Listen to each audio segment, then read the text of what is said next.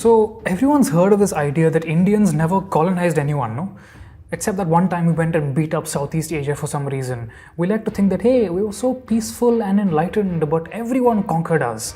Like, yeah, we know that medieval Indian kings fought like crazy with each other, but we still kind of think that at least they were our own guys, so it's okay. In some way, we like to think that we were different from other medieval peoples because we stuck to our country and they were barbarians who didn't. Is that really true? Let's find out. I'm Anirudh Kanisati, historian and author of Lords of the Deccan. Welcome to Thinking Medieval, where every week we tell you something new about our complex, innovative past. Always feel free to check out our research and citations below and join us in figuring out how to think about our messy, bloody, dazzling history. So, this idea that Indians never conquered anyone was cooked up by British colonial historians, and it relies on this very vague idea that there is some underlying essence behind very diverse peoples. It uses that idea to say that Indians were always like this, whereas other people were always like that.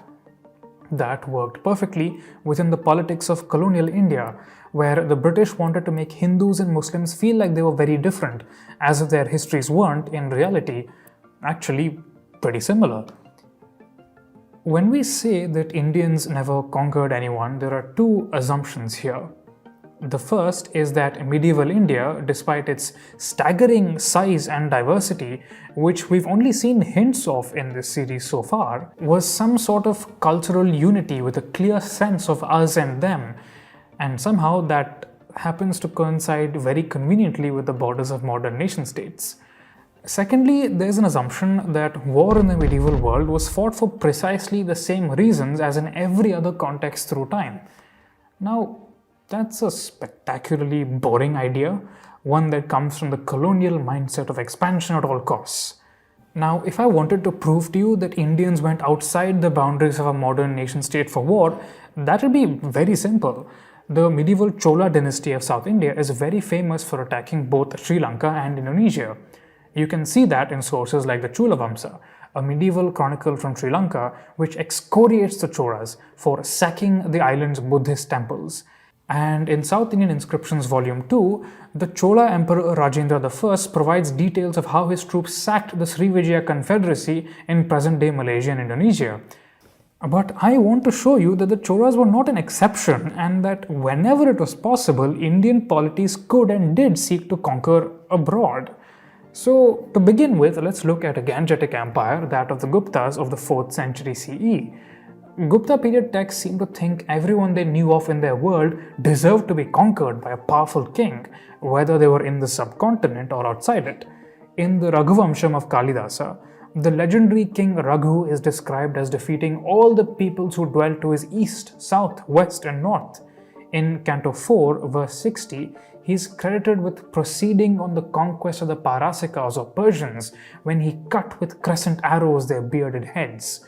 Soon after, we're told that he crossed the Indus, and the cheeks of the Hunad or the Hun women did display Raghu's actions on their lord, and that the Kambojas or the Afghans were unable to resist his great virility, and that he then embarked on expeditions against various Himalayan tribes, arriving in the Brahmaputra river valley and finally returning to his capital Ayodhya, thus completing his conquest of the 4 directions. We can see that the motivation for war in the Raghuvamsham is not annexation or colonization, at least the way that 20th century people would think of it. In none of his expeditions does Raghu set up a governorship or a viceroyalty. Instead, he is motivated by tribute and by symbolism, by displaying his overwhelming military might and manliness in all 4 cardinal directions. He performs a Digvijaya or conquest of the directions. He establishes himself as a universal sovereign, a Chakravartin. In all directions around him, he creates a new political universe, orbiting around him by defeating and extracting tribute from other kings. He is elevated above them by his might, and he creates order through war. This is a very uniquely Indian model of war and kingship, and you can read more about it in this book. And yes, of course, the Raghuvamsham is about a mythical king and all that, but it still reveals to us how the people of the Gangetic Plains thought about war and their world.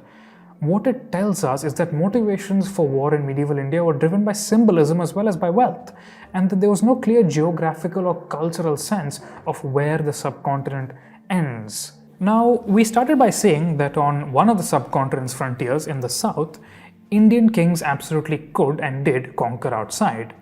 And we know from kings and poets from the interior of the subcontinent were also fine with imagining conquests outside of it.